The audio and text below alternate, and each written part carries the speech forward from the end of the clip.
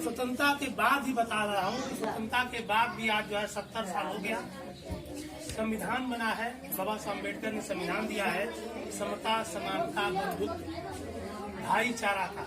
लेकिन 70 सालों में भी आज जो है न कहीं समता दिख रही है, न समानता दिख रही है, न भाईचारा दिख रहा है, न बंधुत्व दिख रहा है। इसका 60 मतलब यह है कि आज भी हमारे देश में, हमारे गांव में, हमारे कस्बे में अपने ही भाइयों के साथ छोटे बड़े ठाकुर, बाभन, बनिया या ओबीसी, कुहार, लोहार, तेली, पासी, चमार या बैरवा के बीच में भी भेदभाव बना हुआ है। एक दूसरे के प्रति लोगों में आज भी ऊंच नीच की भावना बनी हुई है। ये बहुत बड़ा दुर्भाग्य है। मेरा सबसे बड़ा सवाल ये है कि ये कब तक चलता रहेगा। संविधान तो बन गया, सब कुछ बन गया, बाबा साहब दे के हमको चले गए, कह दिए कि आज के बाद तुम छुआछूत मत मानना, भेदभाव मत मानना, एक साथ भाईचारा बना के रहना, एक साथ रोटी बेटी का रिश्ता करना, सबके घर में खाना पीना।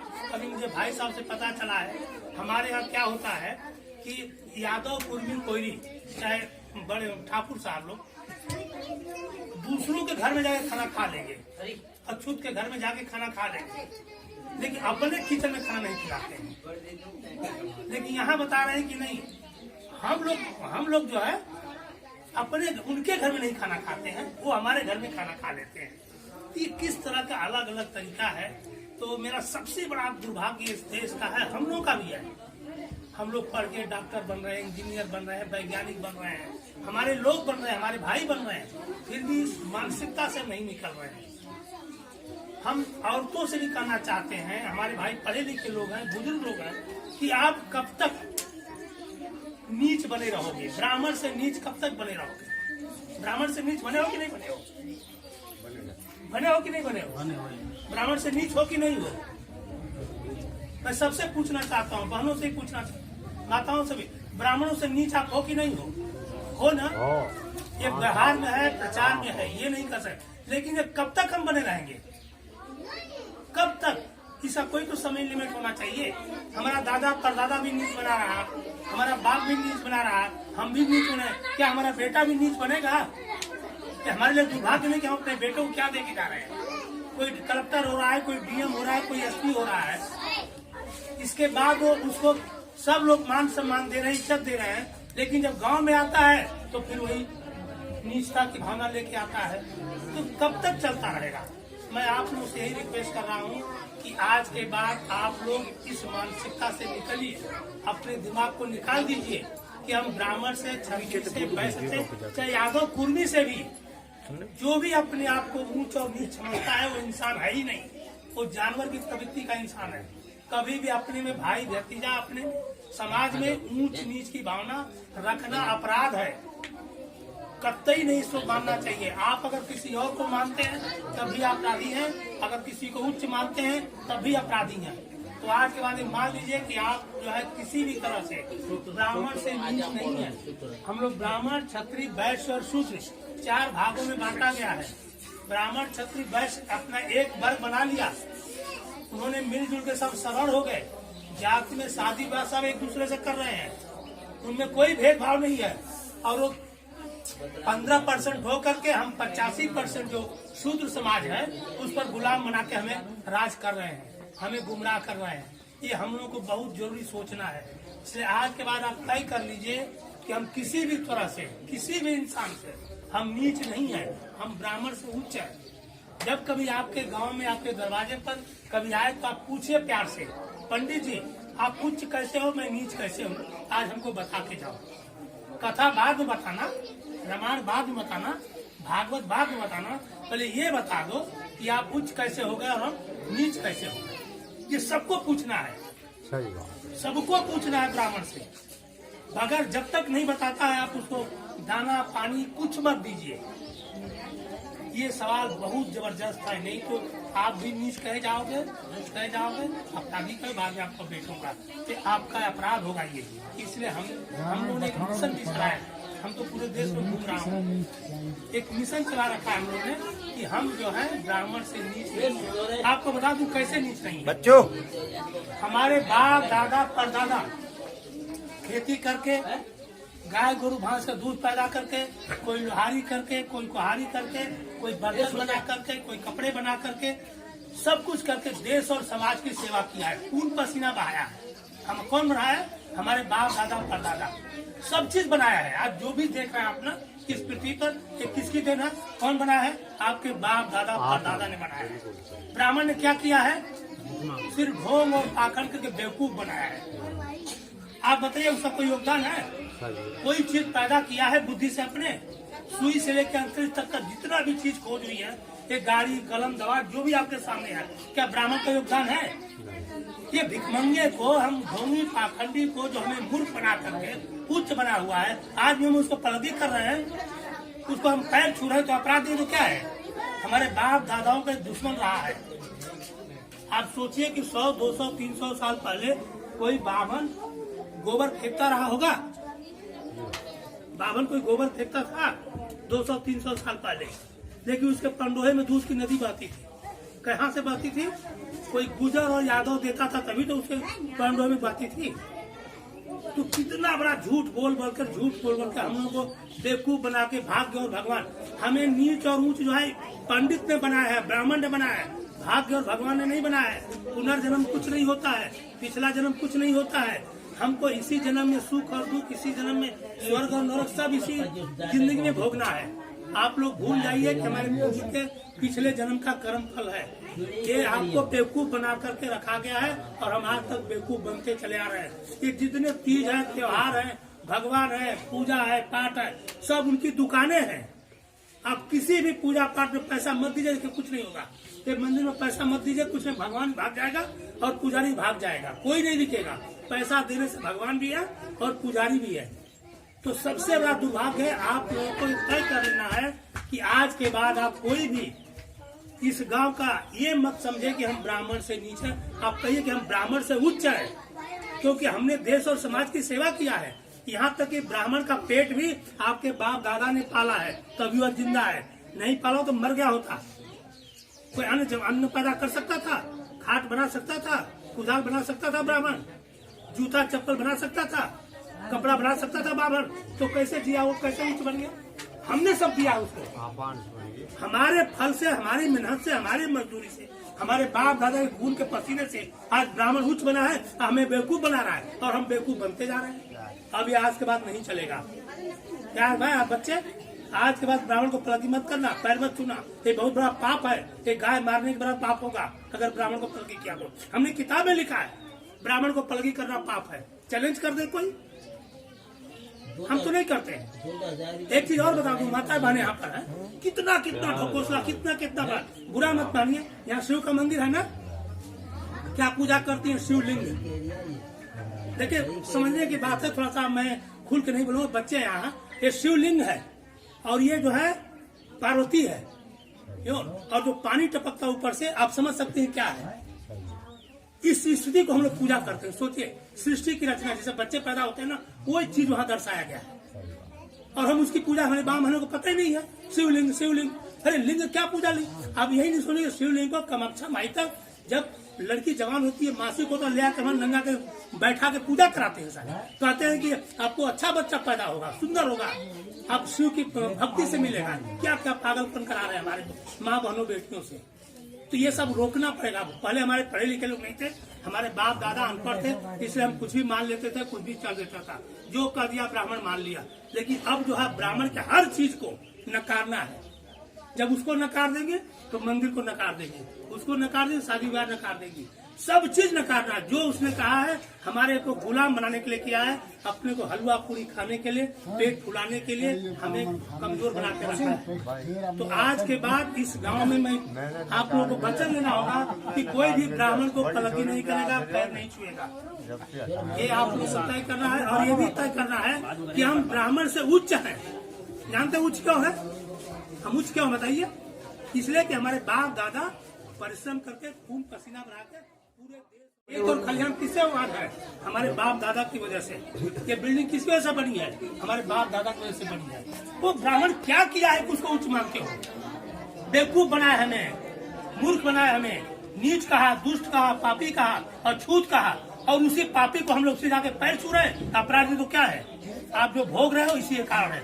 जो आदमी ब्राह्मण से मुक्त हो गया, जैसे आप होते हैं यहाँ पर मरने के बाद मृत्यु भोज पर बंद हो गया है, वैसे ही अब ब्राह्मण को भी टोटल मुक्ति कर दो। अपने घर में एंट्री मत दो। जो आदमी अपने घर में ब्राह्मण को एंट्री नहीं करने दे वो खुशहाल हो जाएगा, खुशहाली हो जाएगी उसी दिन जिस दिन ब्राह्मण से मुक्त हो जाओगे। इसलिए मैं कह रहा हूँ आज के बाद आप लोग जो है इस चीज को मानिए और गर्व से कहिए। लेकिन शूद्र का मतलब है जो कर्म, शूद्र का तो नीच नहीं होता है, उन्होंने हमें नीच का दिया। बता दो शूद्र का मतलब, शूद्र मतलब कर्म करने वाले लोग। ब्राह्मण क्षत्रिय वैश्य को अकर्म कहा गया है। अकर्म ने काम से दूर रखा गया, और काम से दूर रखा गया, उनको काम करने का अधिकार नहीं था। और शूद्र का मतलब यादव, कुर्मी, कोरी, पाती, तेली, जितने काम करने के तरीके थे, जो जो जैसा काम करता था, जैसे कोई काम करने वालों को शूद्र कहा गया। शूद्र मतलब कर्म करने वाले लोग। बताइए, कर्म करने वालों को ही नीच दुष्ट पापी कह दिया, और जो कुछ कभी काम नहीं किया उसको उच्च बना दिया गया। जो जितना कर्म के नजदीक है उसी को नीच कहा गया। आपको मालूम है अमेरिका में, विदेशों में कर्म को महानता दी गई है, कर्म को पूजा कहा गया है, और वहाँ कर्म को इज्जत होती है। यहाँ कर्म करने वालों को नीच कहा गया है, तो देश कैसे आगे बढ़ेगा? इसलिए हम लोग की गलती है, अपने दिमाग से मानसिकता बदलना पड़ेगा। आज के बाद हमको सोचना पड़ेगा कि हम जितने हैं यादव, कुर्मी, कोरी, जितनी भी जाति है, हम आपस में भाई हैं। हमको ब्राह्मण ने बांट के रखा है। अपने मालूम है अपने दूसरी कुरी में शादी करते हैं, मिश्रा शुक्ला में, शुक्ला तिवारी में, ठाकुर बाबू सब कर लेगा। हमें कहता अपने गोत्र में करो। क्यों भाई हम गोत्र में करें, हम दूसरे में करें? अपने गोत्र में करना, आप एक तरह से बहन के साथ शादी करना है, दूसरों से करेंगे तो अच्छा रहेगा। इसलिए हम लोगों को अब भेदभाव मिटाना है। अपने में जो भी 2000-4000 जो भी जातियां हैं, ज्यादा तो नहीं, बस यहाँ पे 20-25 जातियां होंगी, ज्यादा नहीं होगा। हर गांव में 20-25 से ज्यादा जातियां नहीं है। सबको आप भाई समझिए, भाईचारा बनाइए, तो रोटी बेटी का रिश्ता करिए, और देखिए उसी दिन आपका परिवर्तन हो जाएगा। मैं ज्यादा ना बोल करके एक चीज और है, आप लोगों को एक मैं आप बताता हूँ कि मेरे साथ घटना कैसे घटी। अरे बच्चा पार्टी, मैं अपना भी परिचय देता हूँ। मैं यूपी बिहार के बॉर्डर चंदौली जिले का रहने वाला हूँ। बच्चे इसलिए बोल रहा हूँ, मैं बच्चों को बताना बहुत जरूरी। चंदौली में एक अफसर गांव का रहने वाला हूँ, और मैं प्राइमरी में ही 8वीं में भी उस समय जिले में टॉप किया था। इसके बाद पारंगी पढ़ने के बाद 10 किलोमीटर हाई स्कूल, इंटर और बीएससी किया। 10 किलोमीटर पैदल आ गया और वहाँ टॉप किया मैंने। बीएससी टॉप करके बम्बई में नौकरी चला गया। नौकरी करने में मैं वहाँ जय भीम देखा चौराहों पर, महाराष्ट्र में जय भीम का बोर्ड देखा, तो मैं समझा यहाँ बाबा साहब, ये महाभारत के भीम को लोग मानते हैं। आप लोग तो बच्चों को आज बाबा साहब भीमराव अम्बेडकर का फोटो देख रहे हैं। मैं बीएससी टॉप करने के बाद बाबा साहब का नाम नहीं मालूम था। बम्बई में भीम महाभारत के भीम समझा था, बाद में पता चले बाबा साहब अम्बेडकर। तो आप बताइए किसने छिपाया? हमारे घर वालों का दोस्त था। हमारे घर वालों का दोस्त नहीं था। मैं पढ़ने में विद्वान था, टॉपर था, तो ये छिपा व्यवस्था ने पढ़ाई में उनको नहीं बताया गया, नहीं छिपाया गया। तो आप लोग ये सोचिए क्यों छिपाया गया। ये बहुत बड़ा षड्यंत्र रहा। विश्व में इस महापुरुष का 4वां-5वां स्थान है। भारत में इतना बड़ा विद्वान आज तक कोई पैदा ही नहीं हुआ। इतने विद्वान को हमसे छिपाया क्यों गया? ये षड्यंत्र को आपको हमें समझना पड़ेगा, पहली बात। दूसरी बात, मैं 85 की घटना बता रहा हूँ। 85 में वहाँ पर नौकरी कर रहा था। एक घटना घटी कि पेपर में दूसरे दिन छपा कि अगर ये किताब नहीं छापी जाएगी तो मैं राम का पुतला जलाऊंगा। आरपीआई के लोगों ने, अम्बेडकर वादी लोगों ने कहा था काला घोड़ा पर कि अगर रिडिल से हिंदुज़म नहीं छापी जाएगी तो हम लोग राम का पुतला जलाएंगे। जब राम का पुतला जलाने की बात थी तो मुझे बहुत तकलीफ हुई। मैं बोला कौन पागल है जो राम का पुतला जलाएगा। मैं उसमें हनुमान का भक्त था। रोज शनिवार को मैं हनुमान की पूजा करता था। ये हनुमान है ना, ये मैं भी पूजा करता था। तो मुझे पता चला कि भाई राम का पुतला क्यों जलाया जाएगा। तो मैं पता लगा कि किताब है, बच्चों के लिए एक किताब है, रिडल्स इन हिंदुइज्म। ये सुने, अच्छा सुनो जरा, एक किताब है रिडल्स इन हिंदुइज्म। उसको महाराष्ट्र सरकार, बाबा साहब ने सभी साहित्य अपने अंग्रेजी में लिखा था। यही इसीलिए बच गया। 52 अनपढ़ गवार को पढ़ने नहीं आया, इसलिए उनका कुछ नहीं कर पाए।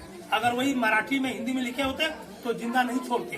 यही सौभाग्य हमारा है कि बाबा साहब ने जो भी लिखा वो सब अंग्रेजी में लिखा और बच गया, अंग्रेजों के काल में सुरक्षित हो गया। ये हम लोग का सौभाग्य है। तो अंग्रेजी को महाराष्ट्र सरकार जो है रीडिंग सिंडियम को मराठी में ट्रांसलेट करके छाप रही थी। बाला साहब ठाकरे ने उसका विरोध किया कि नहीं छपेगी।